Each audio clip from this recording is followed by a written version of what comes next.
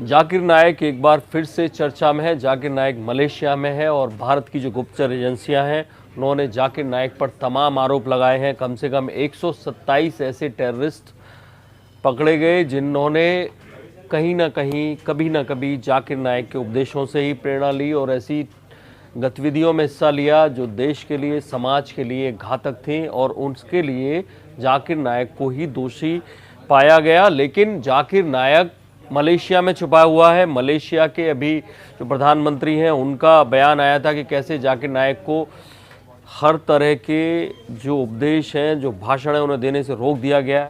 ऐसे में इस्लाम की व्याख्या को लेकर विख्यात कुख्यात जाकिर नायक को मलेशिया ने भले ही बैन कर दिया हो, लेकिन मलेशिया ने जिस तरह से कश्मीर के मुद्दे पर यूएन में पाकिस्तान का साथ दिया, उसको लेकर भारत की सरकार मलेशिया पर उतना भरोसा नहीं करती। अब जाकिर नायक ने एक स्टेटमेंट जारी किया है और मलेशिया की मीडिया ने इस बयान को, इस स्टेटमेंट को छापा है। इसमें जाकिर नायक ने एनआईए के डीजी को, आलोक मित्तल को साफ साफ कहा है कि अगर आप मेरे ऊपर इतने आरोप लगा रहे हैं, 127 युवाओं को जो आतंक की राह पर चल पड़े हैं उनको गुमराह मेरे भाषणों ने किया है, तो मैं आपके हर सवाल का जवाब देना चाहता हूं। आपको लेकिन मलेशिया आना पड़ेगा। उन्होंने एनआईए को, सीबीआई को ये संबोधन दिया है कि आपको कोई भी जो मेरे खिलाफ आरोप है उसको साबित करना पड़ेगा और उसके लिए मलेशिया में आकर मुझसे बात करनी पड़ेगी। मलेशिया में कोई भी जगह आप चुन लीजिए, कभी भी आइए, मैं आपसे बात करने को तैयार हूँ। दरअसल ये बड़ा झटका जाकिर नायक को लगा है।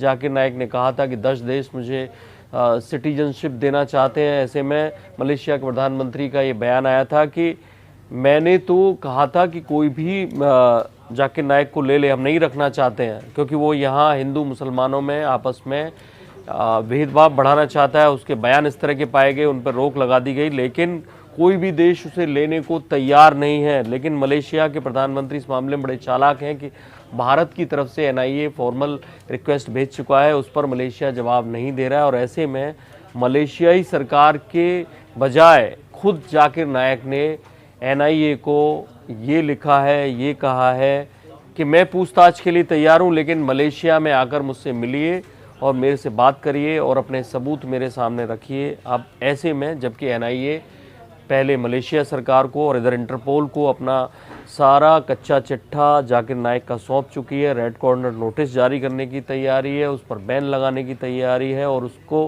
प्रत्यार्पण करने के लिए वो सारे कदम उठा रही है। ऐसे में जाकिर नायक को मलेशियाई सरकार ने एक तरह से आगे किया है कि अब अपने आप को खुद ही बचाओ। देखते हैं एनआईए इस मामले में क्या रिप्लाई करता है, भारत सरकार इस मामले में क्या जवाब देती है, क्या रिएक्शन देती है, आपको जरूर बताएंगे। देखते रहिए इंडिया न्यूज़, सब्सक्राइब करें इन खबर। थैंक यू, नमस्कार। इन खबर चैनल को सब्सक्राइब करें और बेल आइकन दबाना ना भूलें।